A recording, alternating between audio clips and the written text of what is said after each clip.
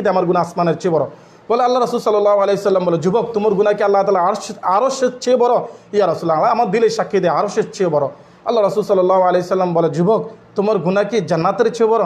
বলে ইয়া রাসূলুল্লাহ, আমার গুনাহ জান্নাতের চেয়ে বড়, আমার দিলে সাক্ষী দেয়। তো আল্লাহ রাসূল বলে, যুবক তুমি কি গুনাহ করছো? তুমি কি গুনাহ করছো যে তোমার গুনাহ এত বড়? তাহলে ইয়া রাসূলুল্লাহ শুনেন, আমি কাফনের কাপড় চুরি করতাম। একদিন এক মহিলা মারা গেছে, তার কাফনের কাপড় চুরি করতে গিয়ে আমি ওই মহিলার সাথে আমি জিনা করে ফেলেছি। ইয়া রাসূলুল্লাহ, আমি অন্যায় করে ফেলেছি।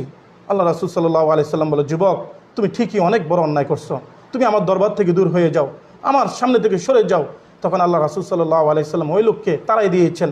ওই লোক বলল, যে জায়গাতে রাসূল আমাকে আশ্বাস দিল না গুনাহ মাফের, এই জায়গাতে আমার মতো ফাফি আল্লাহর জমিনে আসমানের নিচে আর কেউ নেই। তখন ওই যুবক জংলার দিকে পাহাড়ের উপরে উঠে কাঁদতেছেন, তওবা করতেছেন, আল্লাহর কাছে মাপ চাইতেছেন। তার তওবা, তার কান্দা আল্লাহর দরবারে এই পরিমাণ, আল্লাহ এই পরিমাণ খুশি হয়েছেন, এই পরিমাণ খুশি হয়েছেন, আল্লাহ তার তওবাকে কবুল করে তার জীবনে সমস্ত গুনাহ মাফ করে দিয়েছেন। এত বড় গুনাহ আল্লাহ তাআলা মাফ করে দিই।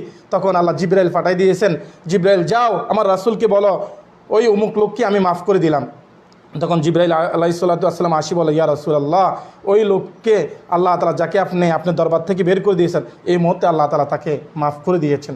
এজন্য আমরা যদি তওবা করি ভাই, আমাদের সমাজে, আমাদের দেশে, আমাদের মুসলমান ভাইরা গুনাহ করে নৈরাশ হয়ে যায়, গুনাহ করে আল্লাহকে একদম ভুলে যায়। ওইটাই ভাবে যেটা বললো যে যুবক, আল্লাহ আমাকে maaf করবে কিনা এই কনফিউশন দেয়, কিন্তু তওবা করতে হবে, চাইতে আল্লাহর কাছে আল্লাহ তাআলার কাছে তওবার মতো তওবা করতে কোরআনে আছে রাকিব ভাই। আল্লাহ তাআলা কোরআনে বলেন, ইয়া আইয়ুহাল্লাযীনা আমানু তুবু ইলাল্লাহি তাওবাতান নাসুহা।